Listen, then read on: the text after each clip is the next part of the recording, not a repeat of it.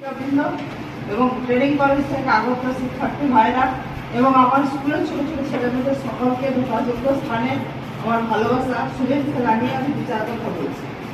প্রথমত আমাদের উপাস ধরে ট্রেনিং চললো, টিচিং চললো। উপাস ধরে ট্রেনিং ভাইরা এসে আমাদের স্কুলের টিচিং দফায় দফায় এসেছে। হয়তো সবার সঙ্গে আমাদের পরিচয় হয়নি, সবাইকে আমরা ঠিক মতো নিজের করে নিতে পারিনি।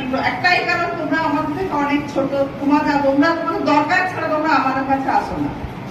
আর সেই হিসাবে কিন্তু তোমরা সবাই ভবিষ্যতে ভালো কিছু করো, এই ট্রেনিং করে গিয়ে থেমে থাকো না, এটা আমার কাম্য। সবাই গিয়ে ভালো পড়াশোনা করো।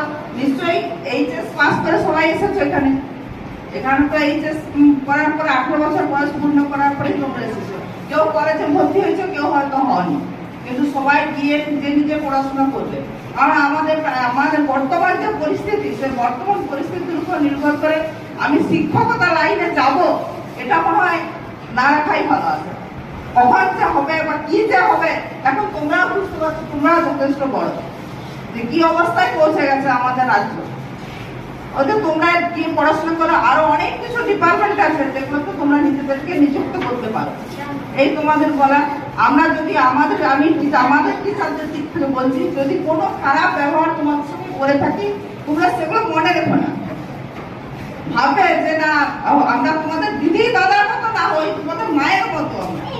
সেক্ষেত্রে তোমরা সেইভাবে ভাববে জিনিসটা, যে মা বলেছে এটা ঠিক আছে, ওর খারাপ যদি কিছু বলে থাকে সেটা মনে রেখো না। আমি হয়তো কিছু বলে রাখলে স্কুলের স্বার্থেই বলেছি, সেটা কোনো ব্যক্তিগত স্বার্থ নয়, তো সেগুলো না মনে রেখে ভালোটাই মনে রাখবে। আর আজকে যে প্রোগ্রামটা, এই প্রোগ্রামটা সত্যিই ভালো, এটা একটা দরকার।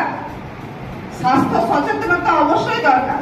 আমরাও আগে খুব প্রোগ্রাম করেছি এই নিয়ে, আমাদেরকে অনেক কিছু করতে হয়েছে।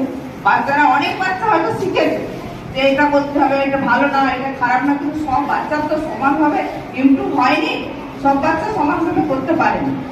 আমাদের বাচ্চাদের জন্য অনেক বাচ্চা আছে, তারা জানে খাবার আগে হাত ধোয়, থালা ধোয়। আমাদের মিড ডে মিলের সময় আমরা প্রতিদিন, আমাদের প্রতিদিন এটা ছিল রুটিনের মধ্যে, যে থালাটা ধো, হাতটা ধো। অনেক বাচ্চা আছে যে হাত ধুয়েই খায়। এর মধ্যে অনেকে আছে যে কিছু খাবার বাইরে খেলে এলো, বিকেল বেলায় বাড়ি থেকে খেলতে গেছে, ওই খেলে সাথে কিছু খেয়ে নিল। তোমরা সেটা করবে না। তোমরা যে কোনো জায়গায় খাবার আগে, যে কোনো জায়গা যদি যাও, সেখানে যে আসা ফিরে এসে তোমরা হাত পাতলো ভালো করবে। প্রথম কথা, সকালে ঘুম থেকে উঠছো, সকালে ঘুম থেকে উঠেই কিছু খেয়ে নেবো, এটা ভেবো না। কি করতে হবে? সকালে ঘুম থেকে উঠে প্রথম হচ্ছে দাঁত পরিষ্কার করতে হবে, হাত মুখ ভালো করে ধুতে হবে, তারপরে কিছু খাবার। পড়াশোনা করলে